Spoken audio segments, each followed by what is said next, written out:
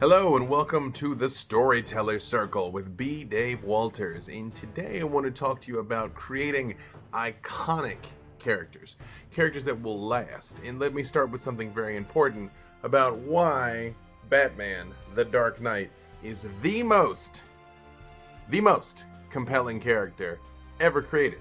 At least in superhero. Well, the most compelling superhero. There's some reasons why some other characters might be equally compelling, and I'll come back to that in a minute. I'm also going to talk about Superman, Captain America, the ones that a lot of times people sort of have this knee-jerk reaction to roll their eyes at, but why they are important and how you can bottle some of that lightning in your own work and in things that you create. Also, before I go on, remember that my patrons of any tier get these videos 3 days early. So if you have it in your ability to do so, toss a couple bucks to your I would say your Witcher, maybe? Oh, Internet of Plenty? Yeah. But either way, so why is Batman the most compelling superhero? And he is, by the way. Like, it's not even close. The second place, you can have a lot of well-meaning debates about that. But Batman is number one. And the reason why I can say this with such certainty is, what is the measure of heroism? Just let you think about that for a second. If you've heard me rant about this, you know what I'm about to say. But just, what defines a hero? I mean, I could just throw out some adjectives here. Presumably, you're tossing some around in your own mind, but I will cut to the chase and let you know that the measure of heroism is sacrifice. Sacrifice. Even in to cross the streams here a little bit in gaming parlance, even in something like Dungeons and Dragons, good to evil is a spectrum, of course, but instead of just being like good, and evil, bleh, I think of it more in terms of a spectrum from selfishness in the form of evil to selflessness with good. And then that spectrum moves from law down to chaos. So somebody that values order and somebody that values, a lack of order. And when you see it that way, when you look at a chaotic evil character, it becomes less about someone like the Joker, just a cackling madman who just does whatever, and more about, again, a selfish person that likes chaos, right? Because even if you think about it specifically, a lawful evil character actually can be much worse than a chaotic evil character, because at least a chaotic evil character, every once in a while, maybe they're just going to randomly show mercy or something like that, where a lawful evil character absolutely will not. So the reason why Batman is the most compelling, again, is sacrifice. He has given up the most and continues to give up the most. He doesn't have any superpowers. He doesn't have to go out and put his body on the line night after night to go out and try and make the Gotham a safer place and help his fellow human beings. It's not his fault that his parents got killed. Through literally no fault of his own did any of this on him, and yet he chooses consciously to give up everything, to give up a life of his own, a family of his own. Of course, different people have interpreted the character different ways. It's been like 70 years. But in general, the fact that Bruce Wayne chooses to do what he does to the best of his ability with nothing but his mind, body, and will is why he sacrifices the most, and as such is the most compelling character. You look at somebody like Spider-Man. One, Spider-Man's got superpowers. He is just a child, usually in most iterations, which is very compelling, the fact that he is just a kid. But it is his fault that Uncle Ben got killed. He could have stopped that guy and didn't, right? Great power, great responsibility, so on and so forth, and it's the rest of the story we know. But that's the difference between someone like Spider-Man and someone like Batman. With most any of these characters, you find there is some aspect of something they did that put this series of events in motion. Arguably, you could say someone like the Punisher, it's not his fault what happened to his family, but then some takes on the character, maybe it kind of is, maybe they really were gunning for them. It's neither here nor there. And also, the Punisher has killed a lot of people that didn't necessarily deserve to die, so that's debatable, right? I will say in general, at the risk of getting a little tangential, and if I cannot get tangential here with you, when can I? I always found the Punisher to be a very boring, lazy character. It's kind of like, all right, you're angsty and shoot people. I get it, but I'm over 14 years old. I'm going to need something else. The Netflix series did a really great job of sort of fleshing that out and making him a more three-dimensional person with some depth beyond just being an angsty killing machine, especially because I really loved, after we're seeing him in Daredevil, that he's like, I need revenge on these people, and then episode 1 of Punisher is like, well, got revenge on those people, and then, now what? Which I thought was a nice turn, because you very much thought it was going to be this like drawn out, protracted sequence of murderous events, and not so much. It's basically a montage, and then you get other protracted murderous events. But sacrifice. So when you are trying to create a hero, that is what you need to make sure is woven into the DNA of that character. What have they already given up, and what will they give up? If you think back to any character that you truly love, that is the hero of their story, you will find that's it. Even when you refer to someone as an anti-hero, oftentimes it still is enmeshed with this idea that like they've lost something. But again, sacrifice is not the same as loss. Superman lost Krypton. Superman did not sacrifice Krypton.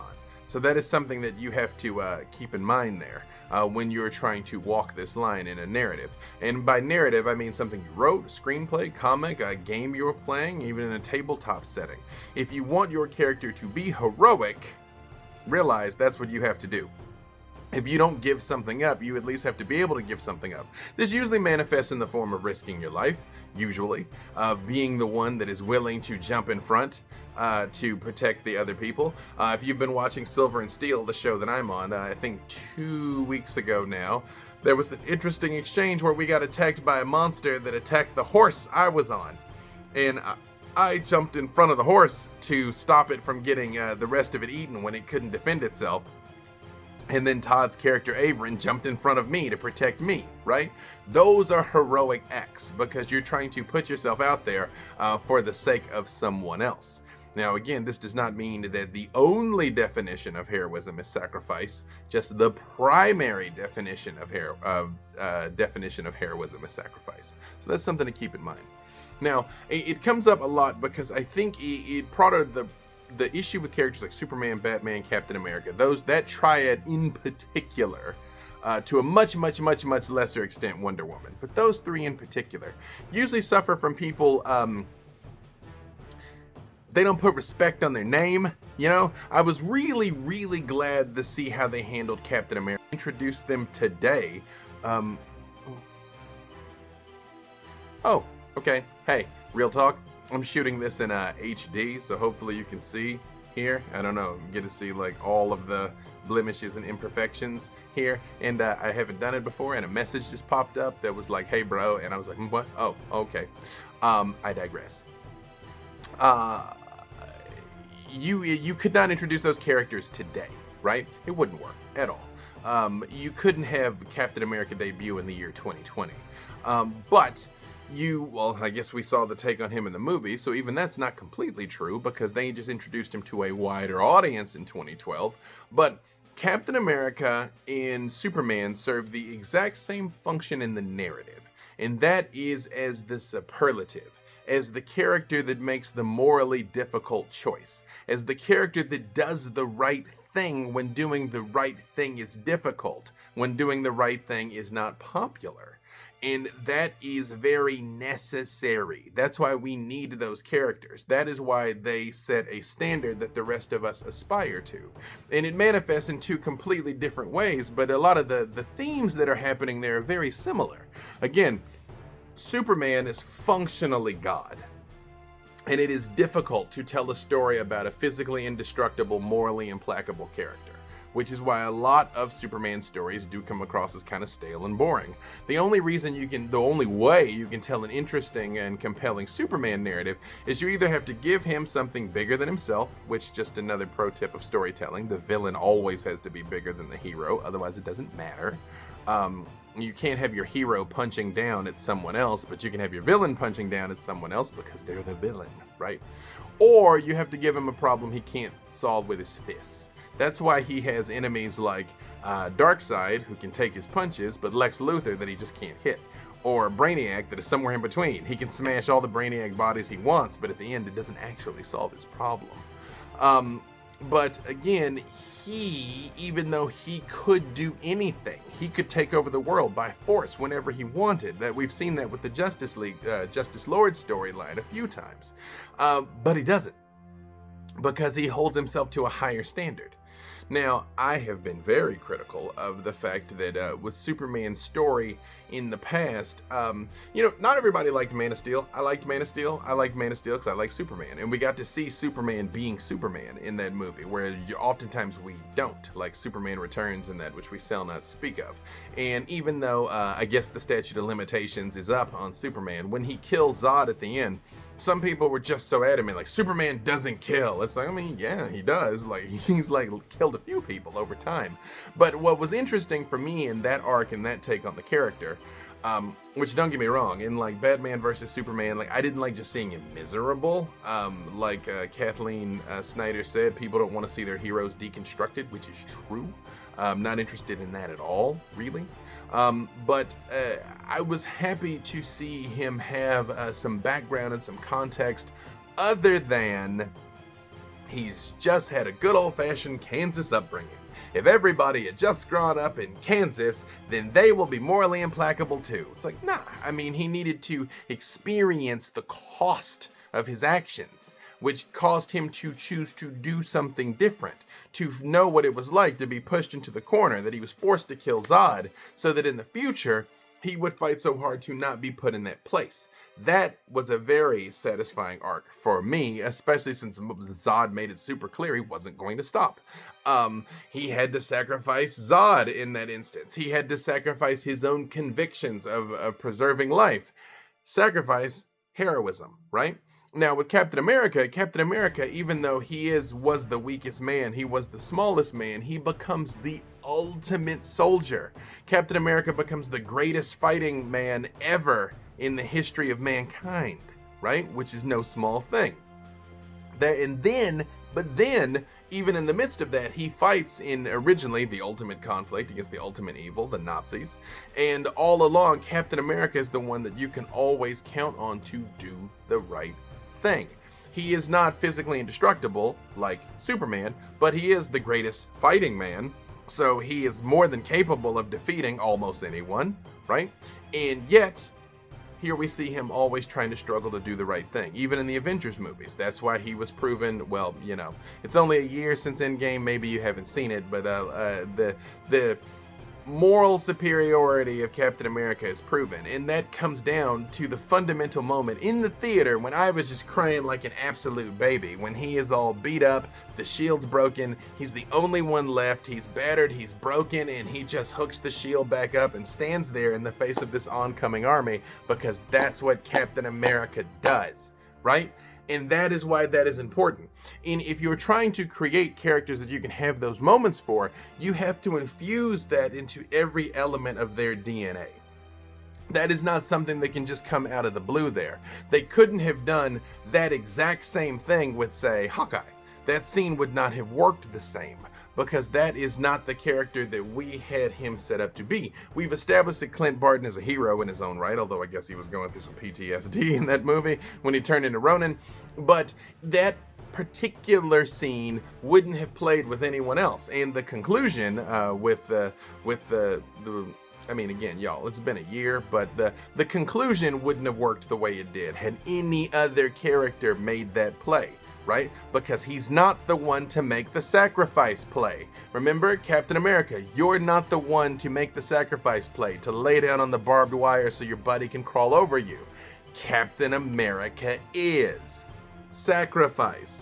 And the death of Bucky, in the first one, is what sets him on that path of trying to find a different way to do things. And when he has the chance to get Bucky back again, we see the lengths he goes to try and restore his friend, right? Again, arc, growth, right?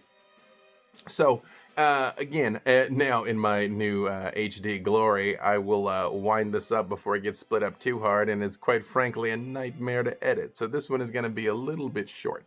But think about that. When you are creating your heroes, what can you do to weave more sacrifice into their narrative, into their past, and into their actions? Remember, a hero has to act and not be acted upon. If your hero is always reactionary, they are very weak, and the audience will hate that. You have to make conscious choices, bold, big choices, ideally, but you have to make the choice to say, here, this far, no further. And again, start paying attention to the heroes that you like that really resonate for you and the ones that you don't and don't really resonate for you. Again, I get Superman, Batman, Captain America are not always the sexiest. I mean, Batman is, of course. But it is, cool to be like, oh, I like the Joker. I like the edgelords. I like the dark ones. I'm like, yeah, of course. Everybody thinks that. Everybody thinks that until you're trapped in a burning building. And then you want the person that is going to do literally anything necessary to get in there and save you because it's the right thing to do. And that's really what it comes down to. You have to have your characters take a stand for something. Whatever it is, doesn't matter what it is. But again, if you don't stand for something, you'll fall for anything, as the kids say, right? Now, honestly, I was winding it up there, and I just got the message that it's been split again. So I'm going to take a little bonus time here on the back end. I will tell you right now, my Kickstarter for Electropunk is going with this graphic novel, and this is something that we wove into it a lot, is this idea. And it's one of Pixar's rules of storytelling, too. Like, I'm not telling you something new. This is just something that a lot of times people aren't aware of in storytelling, is again, you admire a hero for trying more than you admire them for succeeding. It actually is fulfilling for the audience to see your hero knocked down and laid low because they get back up again. Again, remember, Batman Begins, Bruce, why do we fall? So that we can learn to pick ourselves back up again.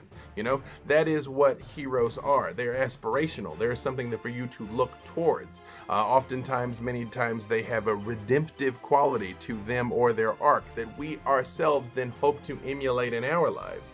This is why diversity and inclusion are so important. Not just as BS buzzwords, but so that everyone can see themselves reflected in the media that they can consume, both in heroism and villainy. You should wear 1,000 faces. You should see many reflections of you out there that then you can then identify with what you want to move towards and what you want to move away from. Because at the end of the day, these stories are our mythology. And mythology is about what it means to be human on a fundamental level. Our gods do in fact wear spandex, as the title of that book said a few years ago. So that is why whenever anybody sort of looks down their nose at comic books or superhero media or things like that, again, I'm like, do you look down your nose at mythology? Do you even read, bro? Doth thou even hoist? Right?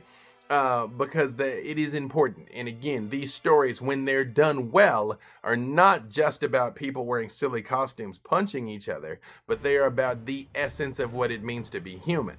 And oftentimes that is personified in the form of people that hearken unto our absolute best and most noble traits, which in this particular case are on the storied high mountain of Superman, Captain America, and the Dark Knight himself, Batman.